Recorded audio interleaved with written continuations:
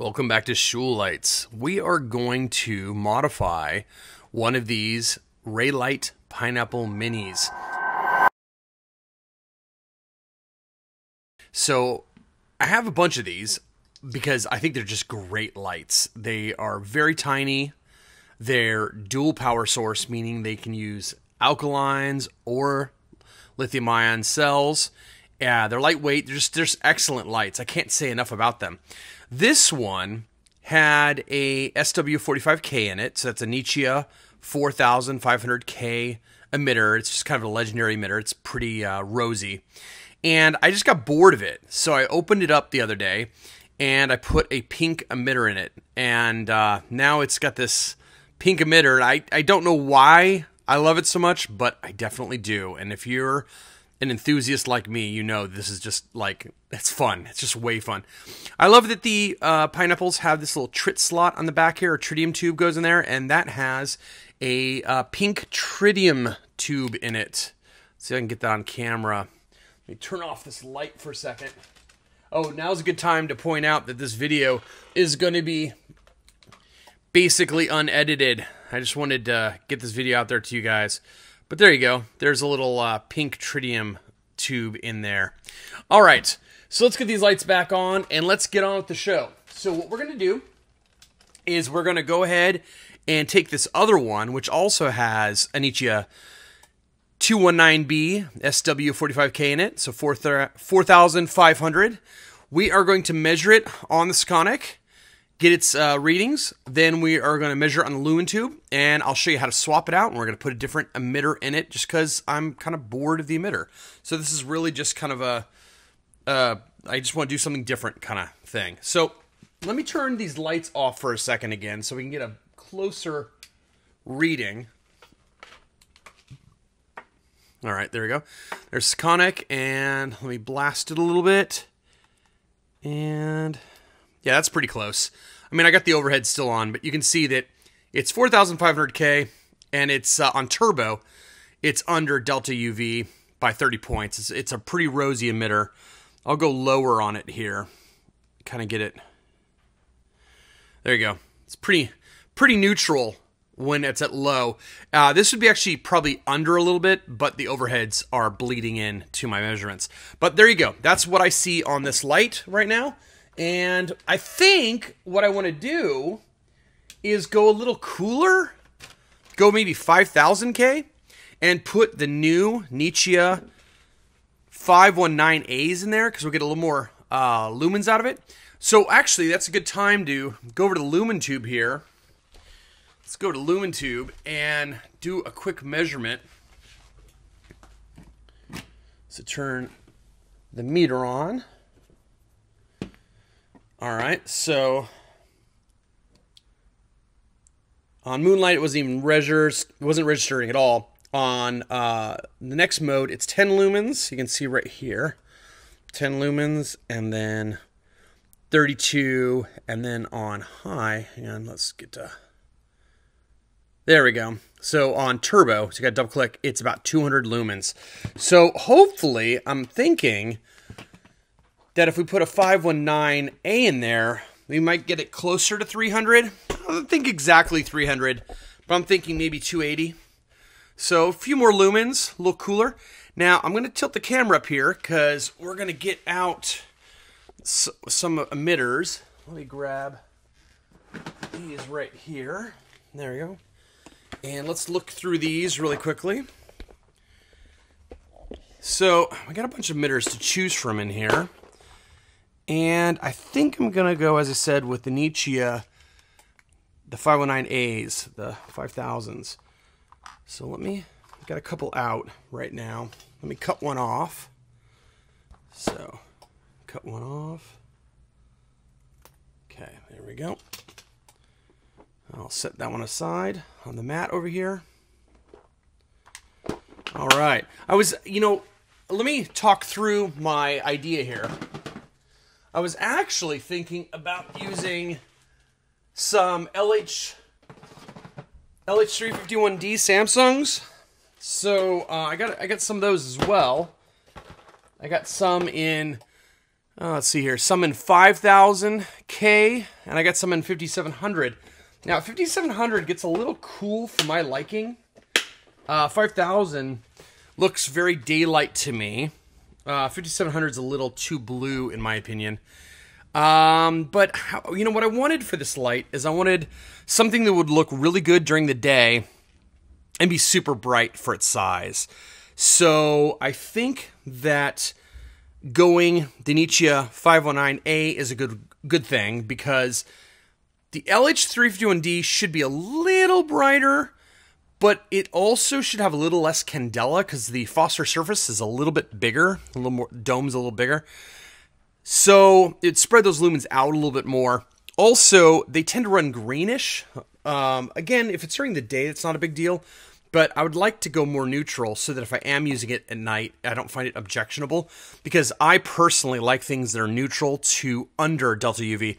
And if you don't know what those terms are, delta UV and tint and all this, click on the link right up here and check out my video called Tint Talk. And we talk all about that. So now let's get on with the show. Let's get on with swapping this emitter into this Pineapple Mini. It's a very easy swap, and I think you'd like to know all about it. So let's do it. I'm going to use my DSLR lens tool here. I take the head off of the light, set the body and the battery aside. So there's the battery. There's that 10440. There's the number. 10440 battery right there. This is AAA sized, but it is a 4.2 volt battery, not a 1.5.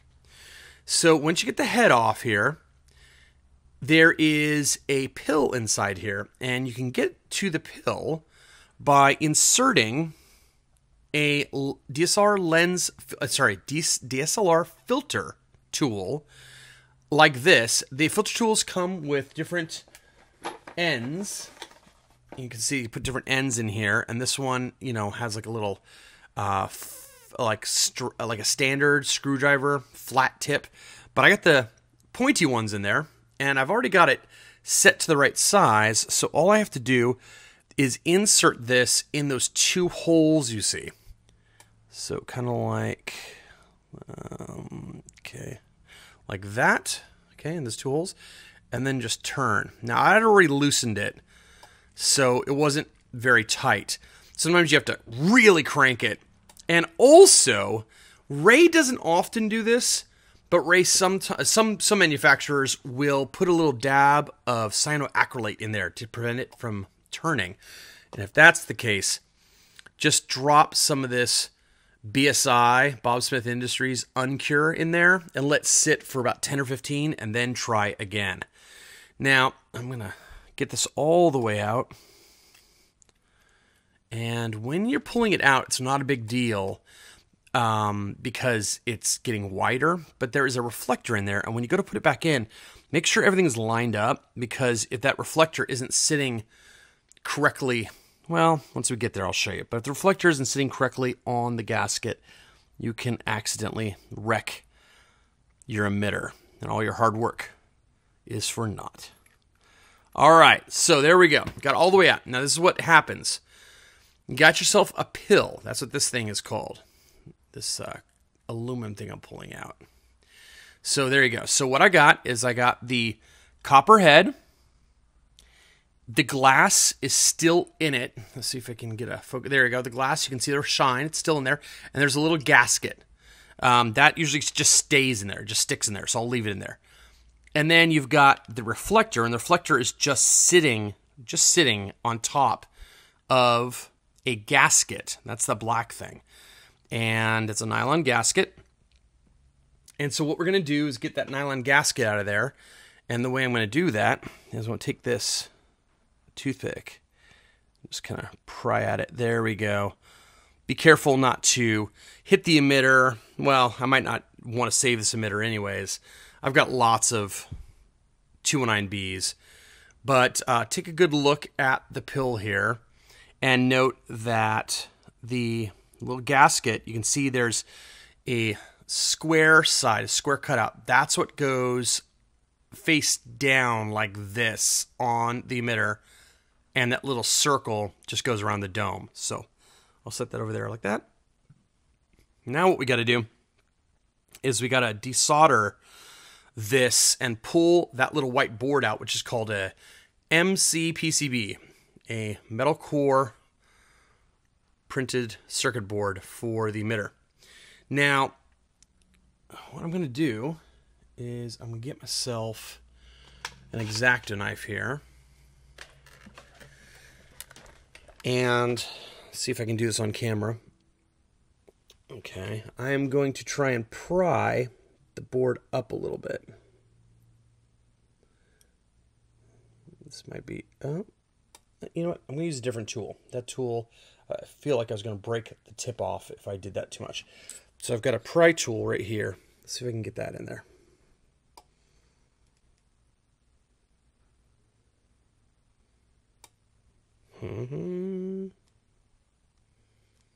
Okay, so I don't want to mar the board too much. So what's going on is the MCPCB is against a thermal paste, kind of a white thermal paste slash glue, and I gotta break this free, and it comes out, comes upwards, and there's two leads that go through this to a little cavity down here because there's a shelf in here, and there's a cavity, and then the driver. So what I'm gonna do is, this is gonna be my first time during this video, but I'm going to show you this peg clamp. So, peg clamp. I'm going to go ahead and clamp this down like that. Okay, a little peg clamp. Let's get a little more light on here. We're going to hold that in place. And what I'm going to do is I'm going to get it hot with a hot air station I have over here. So I'll turn it on. And the hot air station is already set to, let's see here. If you see the little LCD there, it's set to about 380 degrees or so. Yeah, 380. So I'm going to put this back on there, and I'm going to get this ready. All right, let's get this hot air. And I'm going to get this kind of warmed up a little bit. By warming it up like this, by getting the hot air in there, it's going to make that thermal compound flow better, and then I'll be able to pull the MCPCB up. Okay, let's try now. Alright, let's get this guy. That's going to be super hot. Yeah, it's hot, so I'm going to be careful not to touch it too much.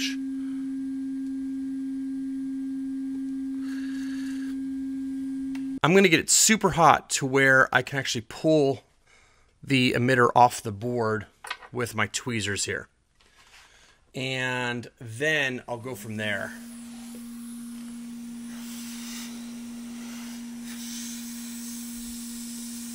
I'll know that it's hot enough when the emitter actually just kind of moves on its own, or those two different solder points just start to melt, which you can already see the flux in there starting to melt. Alright, so the emitter came off. Okay, now let me see if I can, while it's hot here,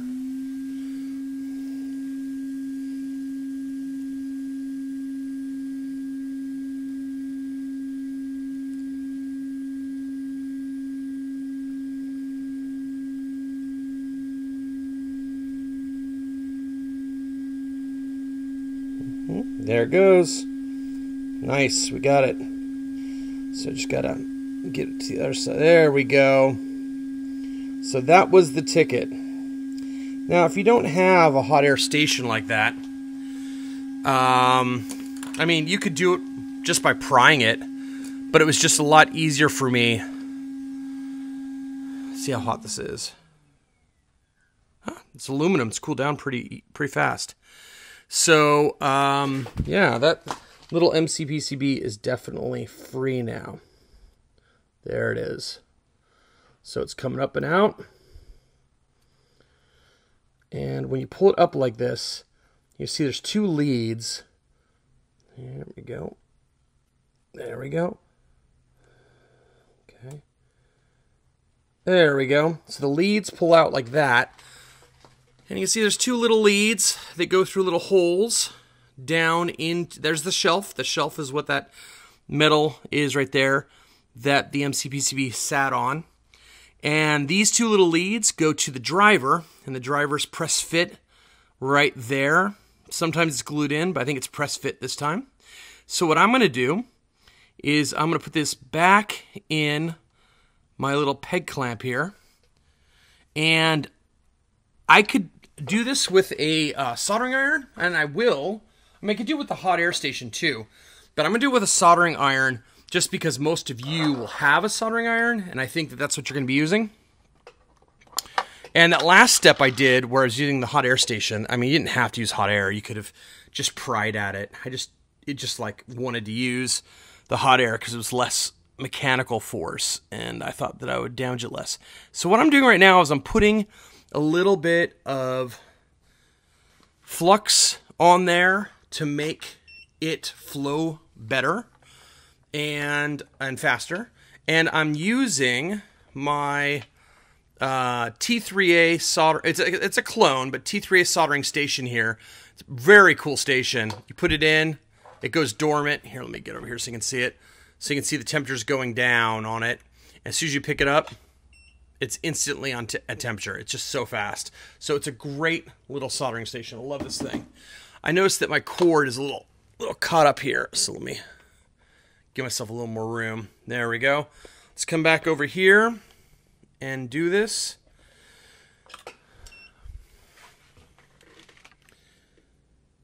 So let's do it like this. Hold it, solder, and pull it out. Hold it, solder, and pull it out. That easy, right? That easy. Okay. So that little MCPCB, I'm going to set down right now. And you can see that we got, let's see, get focus on it. So you got a little pill there, these two little wires. That white stuff is the thermal compound. I'll just pick it off with my nails here. That doesn't really matter. I can just leave it. Yeah, pick it off a little bit. Okay, but I want these two leads to be pretty straight because they're going to have to go back through the holes of this MCPCB when I go to solder it back in. Now, the trick of this MCPCB is that there are solder blobs on it, so how can I fit the wires back to the holes, right? There's holes on this side. So what I got to do is I have to remove that solder, and that's where you're going to use solder wick. So let me show you how that works. So I'll just do it right here. I'll get the solder wick. There's this stuff right here. And I am just going to use my soldering iron and just kind of touch and then pick up and touch and pick up. You can see all the solder just gets sucked into that copper wick. And there you go. If you look now, it's going to be pretty hot, so wait a moment. There we go. And if you look now, let's see if I can get good focus on it. You can see there's definitely two holes right there. Hole right there and hole right there that I can stick those leads through. So now what we want to do is we're going to clean this guy up a little bit. Not too much, but just a little bit because we want to put it on the hot plate and flow that new emitter on there. So I'll take my little decanter here. People always ask about this decanter. It's called a nail polish decanter. You just kind of push down and see it kind of fills up in that little reservoir at the top right there. And let me go ahead and clean this up a little bit.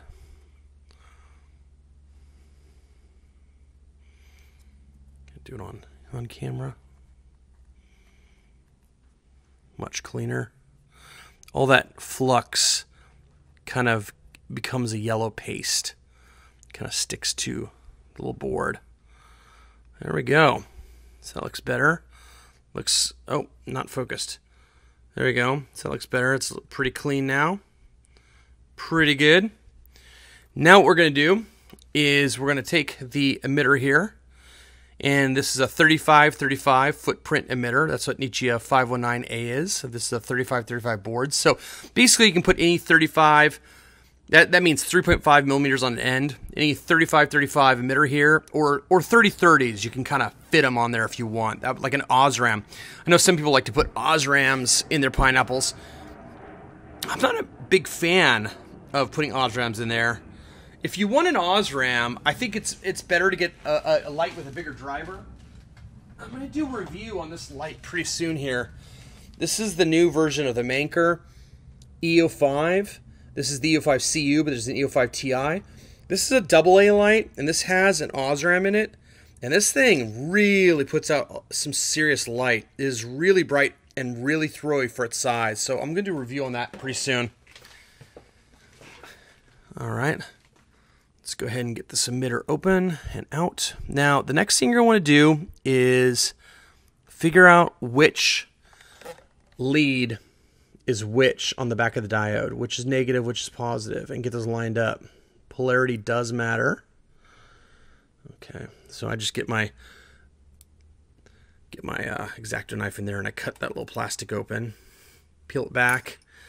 Now let me go ahead and tip this out onto the board there. Now, I have this particular emitter memorized. I know that the markings go on the negative side, just because I've done it so much. But let's say I didn't. Well, a really great tool to have is this Unity UT116C. This is on Amazon. Oh, such a good tester. This is great.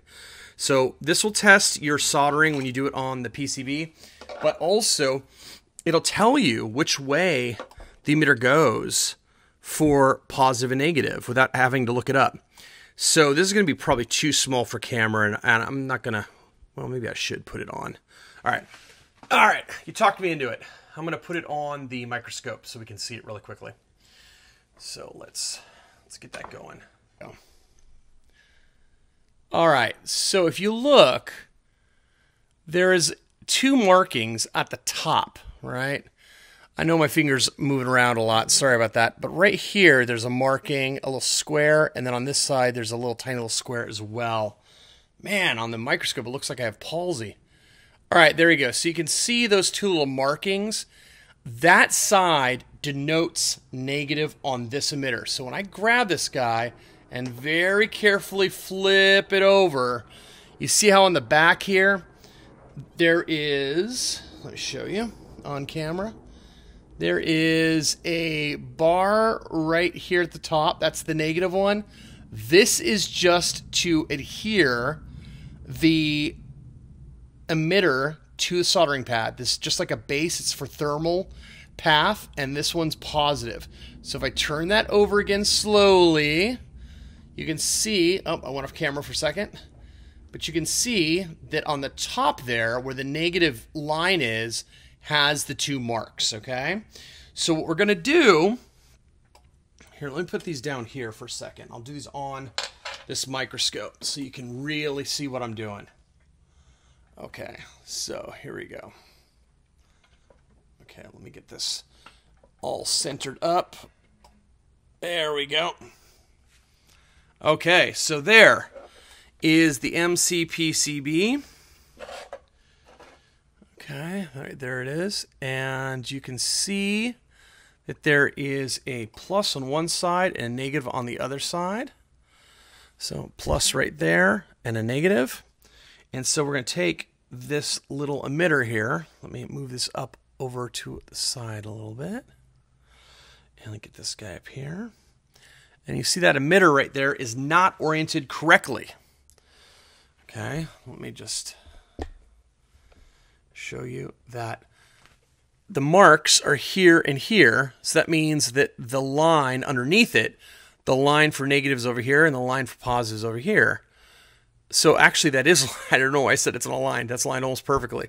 I'm going to take this one and put it right there, right? So that negative line will be on this one, which is negative, and this one, which is positive. If it had been like this, let me turn it around.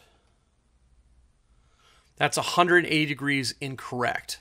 If I put on the MCPCB, it wouldn't work unless I wired the black wire to positive, right? If I had to reverse them. You can reverse them. I mean, this is just a dumb MCPCB. It doesn't care. It doesn't have a flow path. But if you want to follow the way that they're labeled, you're going to do it, turn this around like this. Okay? Right like that. So marking here, right there's a marking, and a marking right here. Okay. So now I am going to use, now I'm not going to touch those for a second, but I'm going to show you that I've got this stuff, which is called Chip Quick SMD 291AX. This stuff is great. So what I'm going to do is I'm going to squeeze a small amount of this onto here. Just squeeze it onto that little MCPCB, okay? So let's look, here I'm going to set this down for a second, and let's look back at the microscope so you can see it really clearly, okay? And let me take this guy, and let me smoosh some of that out. It's always hard to smoosh at first because it dries up and I don't have a cap for it. Here, let me get it going off camera. Give it a real good push. There we go. Okay. Here it comes. All right. So. And you don't need a ton. But I'd say like, you know. Yeah, something like that's probably fine. So now. There we go. Smash it on there. Smash. Oh, it's sticking to it. There we go. Smash. Okay. Maybe a little more, because this is a brand new emitter that doesn't have anything on it. There we go. You don't want a ton, but you got to have enough for sure. So let's just go with that. And I'll show you what you can do if you put too much on, because that's probably, now that I look at it, too much. But what I'm going to do is I'm going to grab my little emitter here, pick them up with my tweezers, and just kind of drop it on there. I am going to hold the MCPCB on one side, and then I'm going to push it over, and then just kind of just smash it down a little bit. Now, if you look at it and you go, hey, that's not lined up. Look, it's off. It's not lined up at all. No, it isn't. But what I'm going to do is I'm going to show you that when you put this guy under the on the hot plate there, it's going to just snap into position. In fact, let me get this a little more incorrect. Let me push this over a little bit more like that, okay? And you're going to see that when I put that on the hot plate, it just snaps into position like magic. So let me pick up this guy with my tweezers here. And now I am going to show you all this. Let me get my camera ready. Okay. Okay, so here's the hot plate.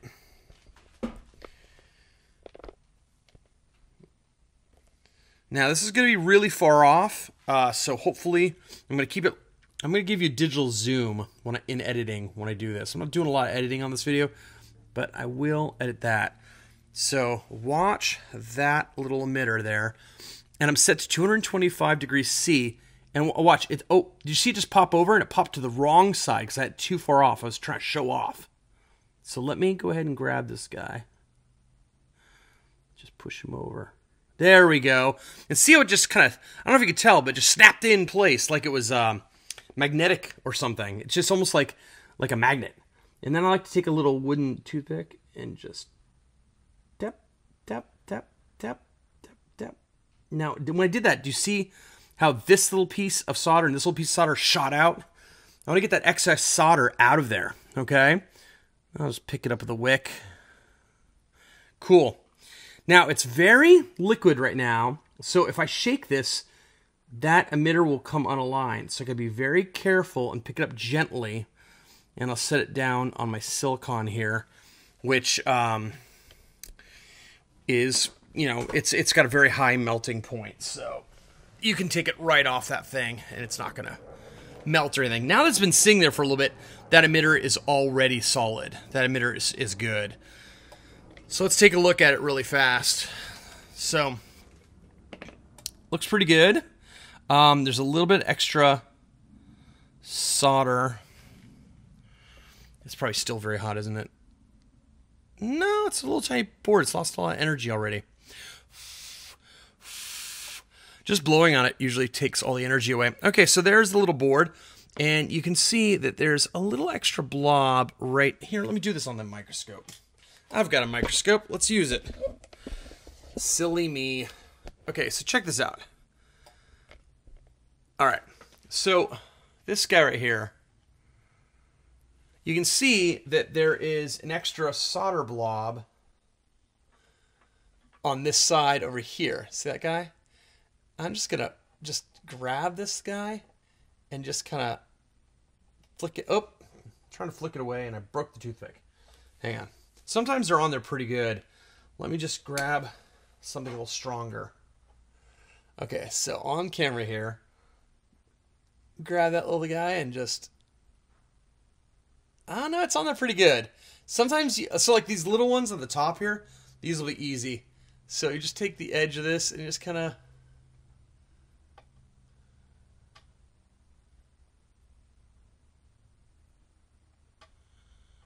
actually I'm having a pain in the butt.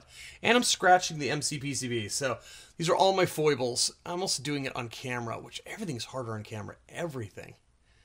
But I'm trying to get my fat fingers out of the way. There we go. I got this one lodged. There we go. You can see that you can break them free. And so I like to sometimes get rid of them just for looks. It doesn't super matter. They don't short or anything. There we go. So be careful when you do this. If you skip too much, oh, there we go. If you skip, you're gonna hit the emitter and break it. Let me try and get that big blob. I want to try for it. Okay, I've got my fingers in there. No, not gonna go. Try one more time. There we go. Oh, did you see that? I lifted the edge of the emitter a little bit right there. That's just, actually, that is, it's kind of soft on all edges, so it's not a big deal.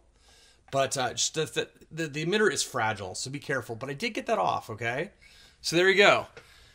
It's my light, so I don't care if I'm a little messy with this. If I was doing it for a customer or something, I wouldn't pull these shenanigans. But I'm going to get my Q-tip with a little of that alcohol. And on camera here, I'm going to clean this up a little bit. Okay. I'm going to get some more alcohol. Get that all cleaned up. And once you get it kind of cleaned up here, some of that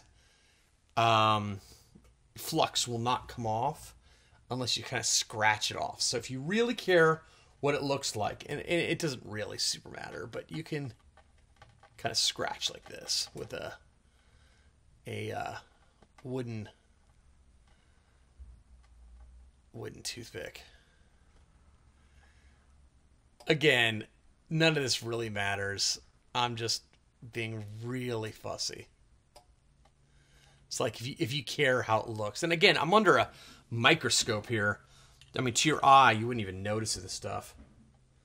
So. Okay. So that's pretty good. It's cleaner than when it started, right? Dome's nice. Everything's intact. Okay, cool. So now I'm going to reassemble it. So let's move the camera here. And here is my little peg clamp. And I'm going to, so I'm a little blurry here, so I'll change that. Get you more like, there you go, I can see better. There we go, sharper. Okay, so that MCPCB, here we go. We want to make sure that we got the black on the black, the negative on the black lead and the positive on the red lead. Now, right now, I have it actually in the reverse orientation. I got to turn it like this because there's a little negative sign over here. And I'm actually going to open this a little bit and hand feed this and then set it back down. So I'm going to hand feed it through.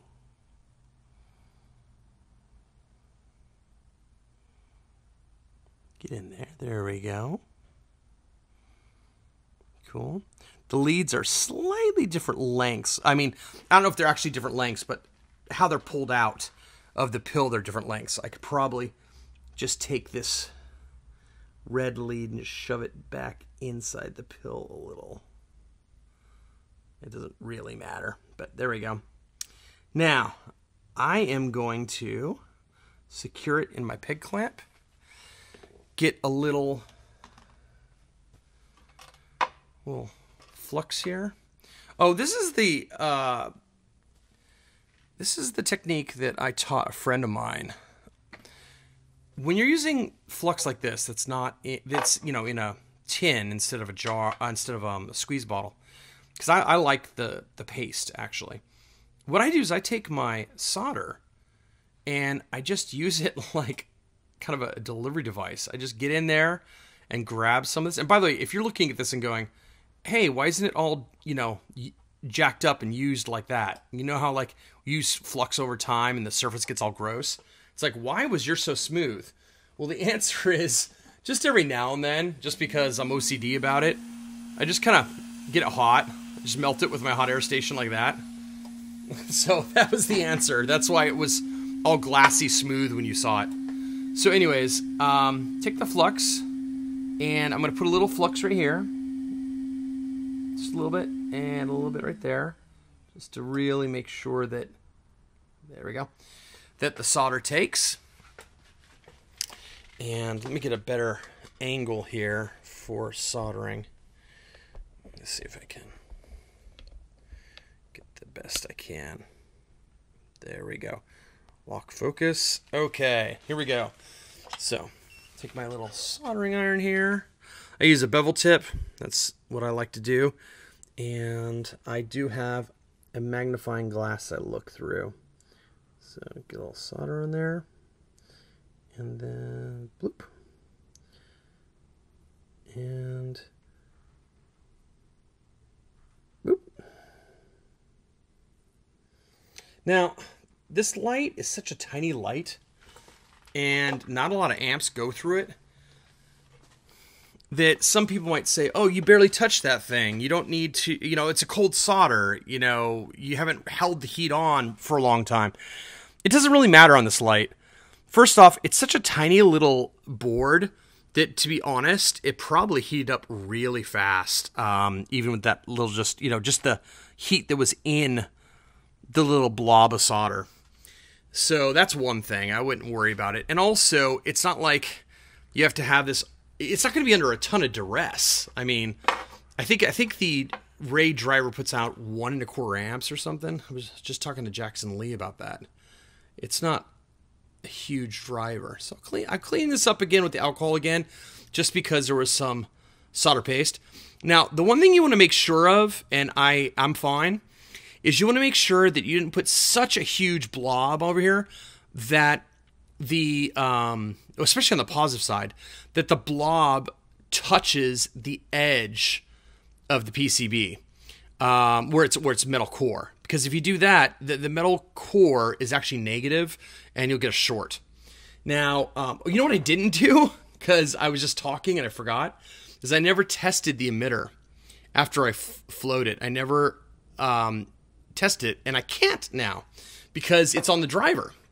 So I'm going to believe that I did a good job, and I'm going to tell you that you should have tested it on the board in the first place to make sure that flow is proper before you've soldered it on. Once you solder it on, the driver interferes with operation of the SMD tester. But I think I did a good job. I feel very confident. I'm going to push this back in. You see me pushing it. Be very careful about pushing against the emitter itself, because that dome will come right off on a 519A. So I'm going to grab, I'm kind of pushing on the board and not grabbing the emitter. And I'm just pushing it down. Let's see here. Oh, I got this in a weird configuration. There we go. Okay, I was doing something weird. Now I'm doing it right. There we go. So I got the thing pushed down. It's now against the shelf. Now, to hold it on the shelf there, I'm not going to apply any new thermal paste. Not on a light this small, but if I was doing thermal paste, I would take something like Arctic Silver 5 here, put a little dab under there to make better contact with the shelf. But what I'm going to do for this one is just make sure it's in a good spot, and it is. I also have the white paste. I didn't clean any of it off, so it's still there. And what's going to happen is when we put this little... Here, let me go back to the microscope for a second. Okay, let me go back to the microscope. There is a little... Okay, here we go. Okay, there's the pill. Get some focus on it. There we go. You can see my soldering job is not too bad. It's pretty good. You can see that the MCPCB isn't quite centered, but it's kind of floating around in there right now. Let me show you what I mean by that, about floating around in there. So if I take my tweezers here, you can see that see it. See how it's moving around? See, it's kind of moving around in there. So that's okay, because what's going to happen here is when we put the gasket in, it's going to center it and push it down against the shelf to make contact. And when I say the gasket, I mean this little guy that I was talking about earlier. So that is the top side of it. Let me turn the gasket over. And that's the bottom side. You can see the bottom side has the cutout for the shape of the emitter. And so what you're going to do is you're going to put it in there like so. So that there is the two cutouts on either side, over here and over here, for the solder. Okay? And you're just going to kind of...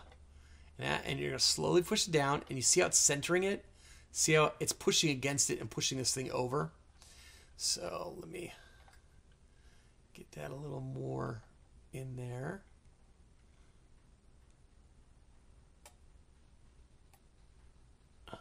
Okay, cool. Just get it nice and lined up. There we go.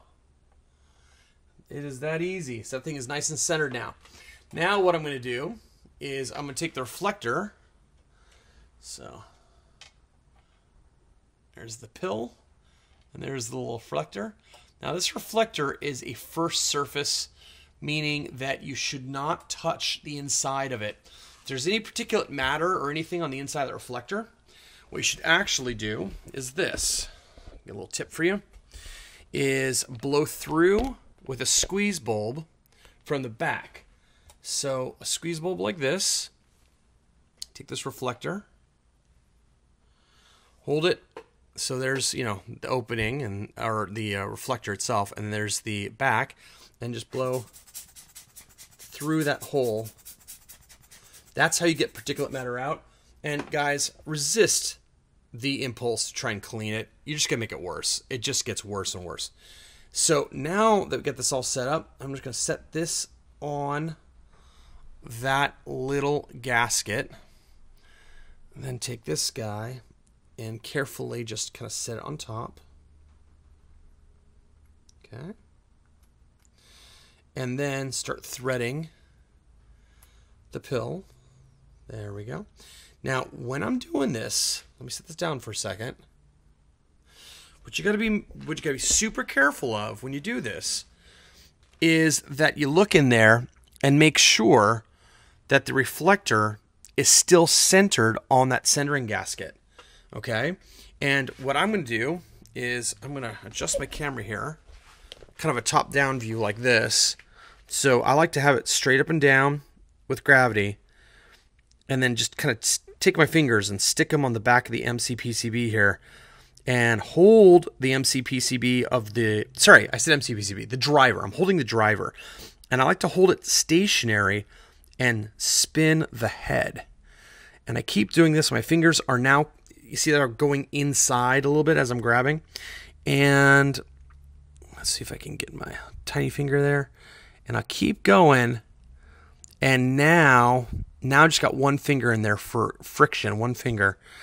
And I'm still turning, and I'm making sure the whole time that reflector doesn't pop off that gasket. And now it just stopped. It stopped. So it's now a little tight, but not very much. And now I can turn it over because it's not going to come apart. And I'll grab my filter tool. And again, just oh, it did pop off. There we go. I just shook it back on. So I thought I had bottomed out, and I had not bottomed out. I had just hit like a rough spot in the threads, I guess. So notice that I looked before I started cinching again, because if you cinch down and that thing is not centered, you're going to wreck your emitter and some other stuff.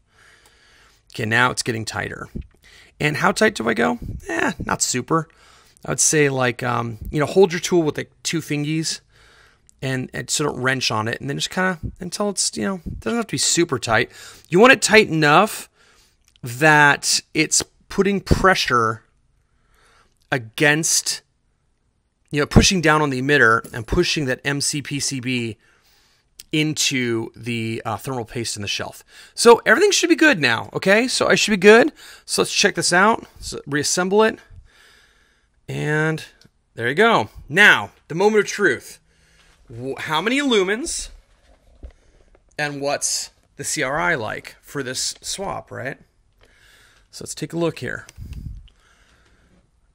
Okay, here we go. So we're at 17, we're at 51, we're at 150, and then double tap to turbo and 300. There you go, 300. So we went up 50%. Went from 200 to 300. Now that was at 0 seconds, but that's how I was measuring before. So I got 50% more lumens out of this thing. Same light, right?